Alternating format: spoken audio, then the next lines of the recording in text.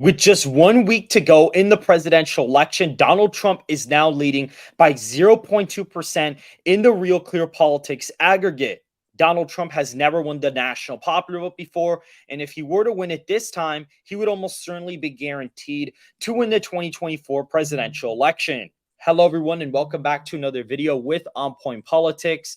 Make sure to hit the like button and to subscribe if you want more content just like this. And today we are joined by Gold Crown Politics to cover the 2024 presidential election. Hey guys, Gold Crown Politics here. On Point, thanks for having me on. Let's get this collaboration started and talk about an update to the 2024 election. All right, guys. So for these type of videos, these are not an official combined forecast, but for these videos, we do combine our forecast to kind of show where we are, to kind of add some interesting spice to the video. Instead of us kind of just like going back and forth about the states, we just average out our own results and then we kind of plug them in. But before we do that, the biggest indicator that we are going to be right about a Trump plus 2 to 3 point win in the national popular vote is this Gallup article, which basically captures a lot of important indicators like party identification being Republican plus 3. The past 4 cycles, it's been pretty dead on in the last 4 elections, really. And from 2008 to 2020, you even have a couple discrepancies in the 90s and the early 2000s, but a lot of that could have been caused by third-party shenanigans that could have been affecting it. But when you have elections with lower third-party turnout than some of those other ones, you see that right now the popular vote has been pretty close to the party identification, and it usually underestimates Republicans by a little hair. We see on party performance on important issues, it seems like the economy and immigration are the most important issues. Republicans lead on that by 5 points. We see Republicans lead on party able to keep America prosperous by 6. Economic index is down minus 28, similar to how it was in 1992 when George H.W. Bush lost very easily. U.S. satisfaction down to 22%, similar to 1992 when George H.W. Bush lost in an electoral college landslide of epic proportions against Bill Clinton. And so we see here that this environment is very anti-incumbent. And a state like New Hampshire, which we are going to discuss in this video, is a very anti-incumbent state. A lot of people tend to forget that New Hampshire is very anti-incumbent, tends to swing very heavily against the party in power. Now, it does have a liberal lean, but this cycle, Joe Biden's approval rating is at 39%, according to Gallup, and the incumbent threshold is about 48%. And now they're not even running the incumbent, which is arguably worse for them. Republicans are up a point in the favorability metric. We also see here that in 2004, Republicans also had a higher approval rating with the party favorability, which is kind of interesting. 2008, complete landslide. So again, interesting to see. We see a preference for government activity. We can see that doing too much is really what's going on here as of right now. We can see as well divided government preference. We can see here as well that that's also going to be a problem. But Republicans are favored in order to win the 2024 election. They are favored with all of these historical metrics, in which they've pulled a lot of these since the 1940s, and they've been pretty indicative of who's going to win. And so looking at our map, I mean, starting out with some of these, likely blue states, we're going to have Washington coming in at some likely margins here. Our combined forecast in Washington is 12 points for Kamala Harris and 9.5 points for Kamala Harris. These states do have decent white populations, especially some college education and some union voters, but we do suspect that these are going to move to the right, considering that the whole nation is going to be moving to the right. State like Colorado in this forecast is a 7.9 percentage point victory for Kamala Harris. We both have somewhat similar margins in the state of Colorado. He is going to gain here quite substantially. Hispanics will definitely help him out in the state of Colorado with this. We see a state like Illinois is exactly the 8-point margin right now. In this particular forecast, he's up in Illinois by 8. Gains with whites and African Americans are going to help him. And certain parts of southern Illinois have been trending Republican and will probably accelerate to the right due to Donald Trump's strength with white working class voters this election cycle. In a state like New York, an 11-point victory in our combined forecast is there, including Connecticut, New Jersey, Delaware, and Rhode Island in that forecast as well. Maine's first congressional district, you could probably put it in the likely category, possibly even the safe category, just because Kamala Harris will probably still end up eking out the state as of right now. And so, looking at some of these other battleground states, I'll kind of let Gold Crown go ahead and take over for some of these. First, looking at the state of Minnesota with our combined forecast average, we're looking at a tilt margin for Democrats, just zero point 0.2 points for Kamala Harris. Now, this state, it's very interesting because you look at the early vote returns by registration, and Republicans actually have a lead in the state of Minnesota. It's looking like R+6 right now. Pretty crazy considering the fact that Minnesota it was about a D+1 electorate in the state in 2020 after election day.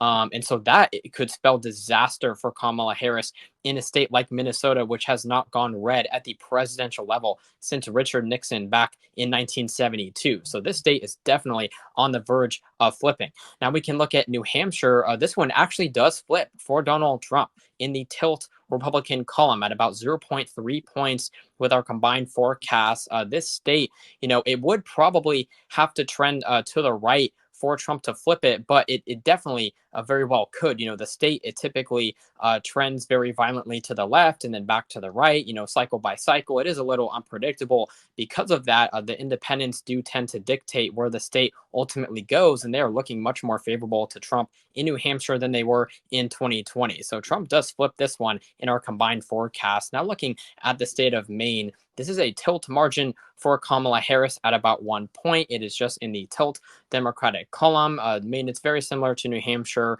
The independents here are very swingy voters, and the trends in the state are a little hard to predict. I think with ranked choice voting, though, it would be very difficult for Trump to flip this state, but still very competitive. It was +9 for Biden back in 2020, but now it's just a 1 point margin for Harris. Now we can look at the state of New Mexico. In the Sun Belt, this is a 0.5 point tilt margin for Kamala Harris.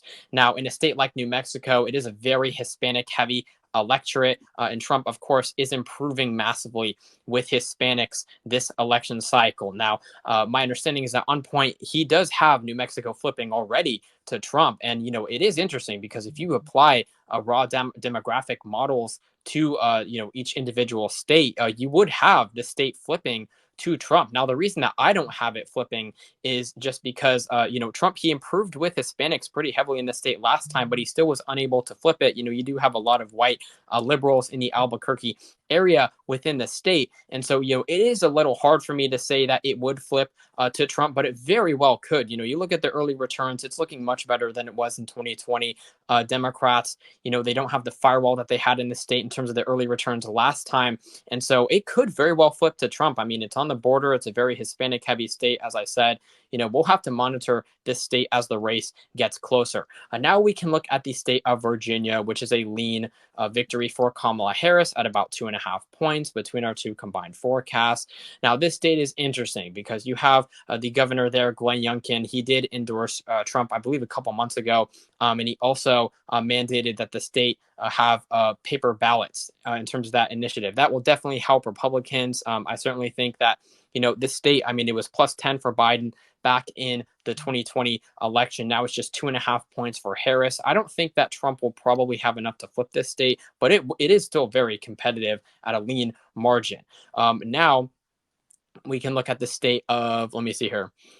We can look at Iowa, and that is a safe margin for Donald Trump. It is in the safe Republican column between our two forecasts at 16 points. Trump will likely continue his improving trends with the white working class in this state, and that will also extend into a very white working class heavy state like Ohio at 16.5 points between our two combined forecasts. This Ohio, I think that Vance will probably boost him in the state by about a point.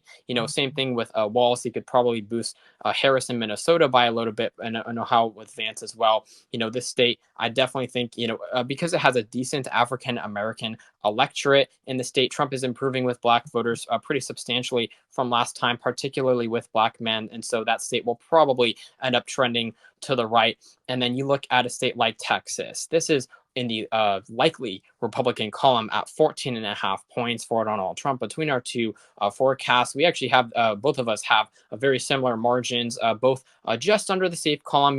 I do actually think that Trump has a pretty decent chance to put it in the safe column by election day. That southern border is going to play a huge role in terms of the state trending to the right. Now, last time in 2020, it didn't quite trend to the right. It trended left by about a point, despite the border being a pretty substantial issue actually in the state in 2020. But I think that this time, with Trump's continued improvements with Hispanic voters, and like I said, immigration, it's much more important than it was in 2020. I do see the state trending about a point to the right, and that's what it's doing in our forecast with a likely margin. And then I will finish with the state of Florida. This is in the likely Republican column as well at about 14.5 points for Donald Trump. I definitely see Trump making massive gains with Hispanic voters in this state.